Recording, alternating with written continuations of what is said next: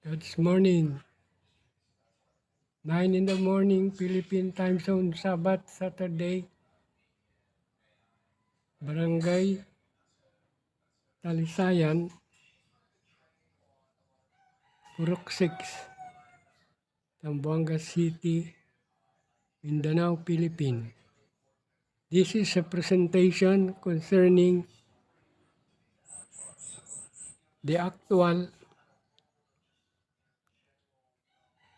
architectural image of the Ark of Noah, God's Ark, which is a floater. This portrait image is based on Genesis chapter 6, verses 14 to 15, going to 16, wherein God gave the dimension of the ark that Noah would build. It measured 450 feet long, 75 feet wide, with 3 decks and ventilation of 18 inches. As you can see, this Ark of Noah is not according to the human plan or concept. It came directly from God. This image is what has been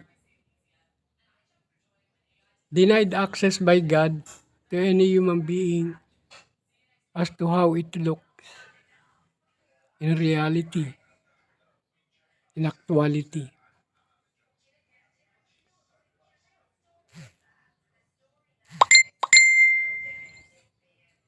As you can see, this picture will soon be constructed according to specification using strong Philippine wood with integration of latest scientific materials for strengthening inside and out.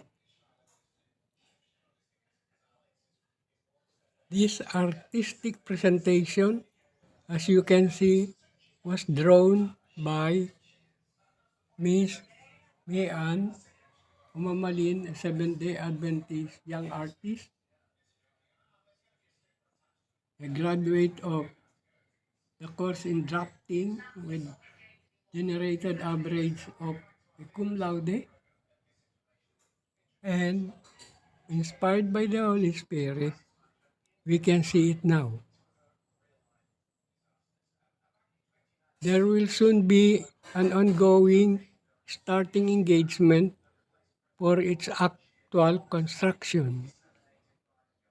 This will be floated in front of the Seventh-day Adventist Academy along RT Lim Boulevard in Kawa-Kawa, Zamboanga City, Philippines. The magnificent object will carry tremendous God's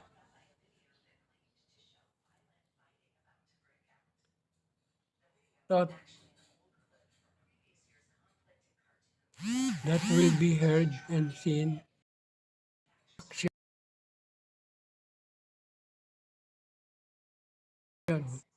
The ark.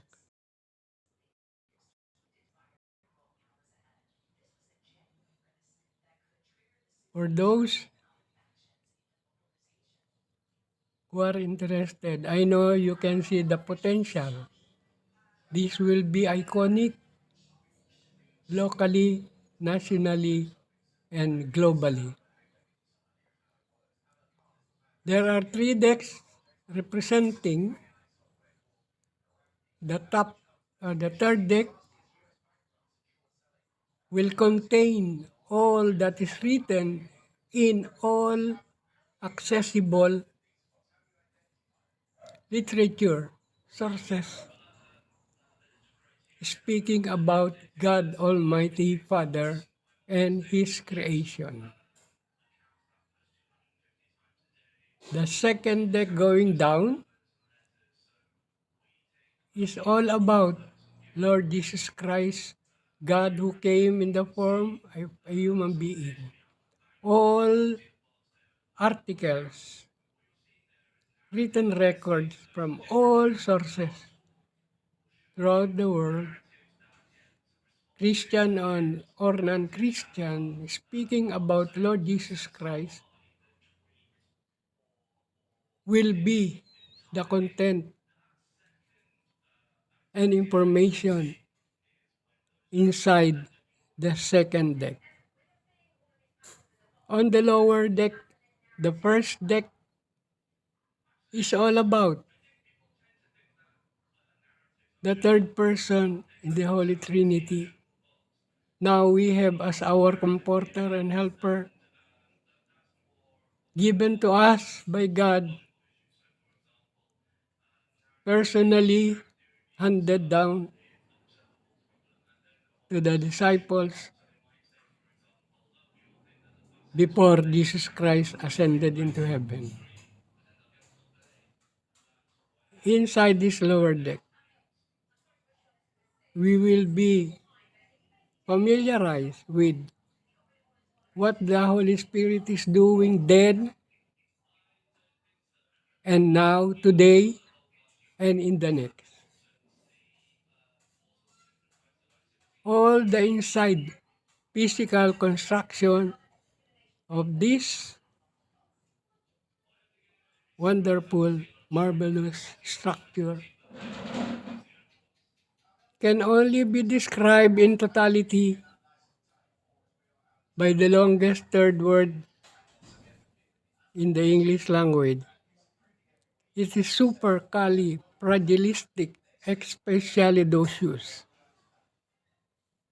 Fantabulous, fabulous, fantastic, incredible, wonderful, awesome, beyond compare, wonder of wonders, supreme, by the supreme, one and only God, Spirit entity.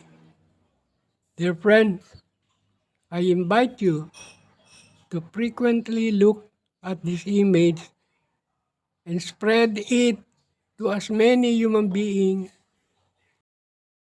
while we are now going to engage in the starting engagement process for its actual construction by Filipino shipbuilders within our own country. This is just the beginning, and we will feel always the love, greatness of God who first loved us. I love you, Jesus. We love you, Jesus. Without thee, there's nothing we can do. At this point, post point, may I now give you the time to begin thinking, why not study and think about God's supremacy?